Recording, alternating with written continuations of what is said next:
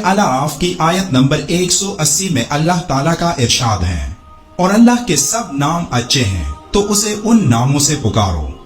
अल्लाह ने हमें अपने खूबसूरत नामों से समझाया कि वो कैसा है। अल्लाह के 99 नाम हैं, लेकिन अल्लाह ये 99 नाम उन पर जाहिर करता है जो इन नामों को समझ सके। अब इनको कैसे समझे? कभी आपने दुआ के लिए हाथ उठाते वक्त अपने हाथ की हथेलियों को गौर से देखा है? नहीं। अगर किसी ने देखा हो तो उनको दो बड़ी निशानियां वाज़ेह तौर पर नजर आएंगी। क्या वो निशानियां कौन सी हैं? इनको समझने की कोशिश करते हैं। हमारे हाथों में कई तरह की लकीरें बनी हैं, कुछ छोटी, कुछ बड़ी, कुछ सीधी और कुछ टेढ़ी।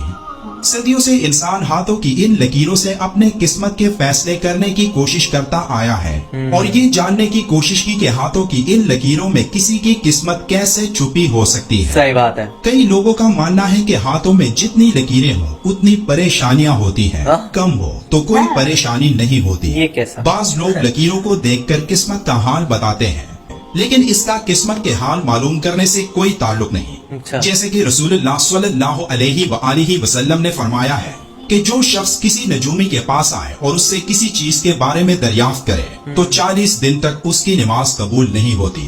अब अपने हाथों की हथेलियों को गौर से देखें, आपको कई लकीरें नजर आएंगी जिनमें दो बड़ी निशानियां मौजूद हैं।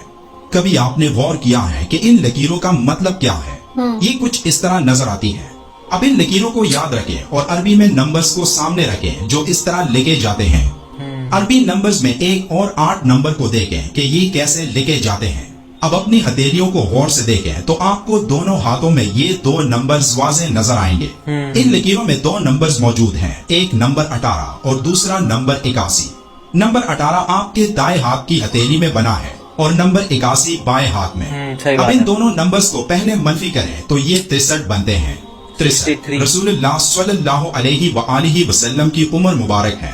हर नमाज के बाद दुआ के लिए हम जब हाथ उठाते हैं तो सबसे पहले दुरूद शरीफ पढ़ा जाता है, और इन नंबर्स का मतलब ही यही है कि एक इंसान आप सल्लल्लाहु अलैहि वसल्लम को दुआ में याद रखे और उन पर सलाम भेजे। अब इन नंबर्स को जमा करें तो ये 99 आते हैं। और रसूलुल्लाह सल्लल्लाहु अलैहि वसल्लम ने फरमाया, अल्लाह के 99 नाम हैं, जिसने इनकी हिफाजत की यानी इन्हें याद किया वो जन्नत में दाखिल होगा। अगर आप अल्लाह के 99 नामों के दोनों नंबर्स को ज़रब दें यानी 9 ज़रब 9 तो ये 81 बनता है, जो आपके बाएं हाथ की लकीरों पर बना हुआ है। और अगर आप हजरत मोहम्मद सल्लल्लाहु अलैहि वसल्लम की उम्र मुबारक के दोनों नंबर्स यानी 6 और 3 को ज़रब दें तो ये 18 बनता है, जो आपके दाएं हाथ पर बना है। ओह कमाल है। अब अगर आप 18 को उलट लिखें यानी 8 को पहले और 1 को बाद में तो ये 81 बनेगा। इसी तरह 81 को उलट लिखें तो ये 18 आएगा। यानी किसी भी सूरत में अल्लाह के 99 नाम हजरत मोहम्मद सल्लल्लाहु अलैहि वसल्लम पर सलाम से जुड़े हैं और ये कभी भी अलग नहीं हो सकते। अब एक और दिलचस्प बात कि नंबर 81 और नंबर 18 का कॉमन डिनोमिनेटर नंबर 3 और 9 है। अब नंबर 81 को 3 पर तकसीम करें तो ये 27 आता है और 9 पर तकसीम करें तो ये 9 ही आता है। कुरान 27 रमजान को नाजिल हुआ और रमजानुल मुबारक इस्लामी महीनों में नंबर 9 पर आता है। और आप इन दोनों नंबर्स को इस तरह लिखें यानी 8 जमा 1 जमा 1 जमा 8 तो ये 18 बनता है।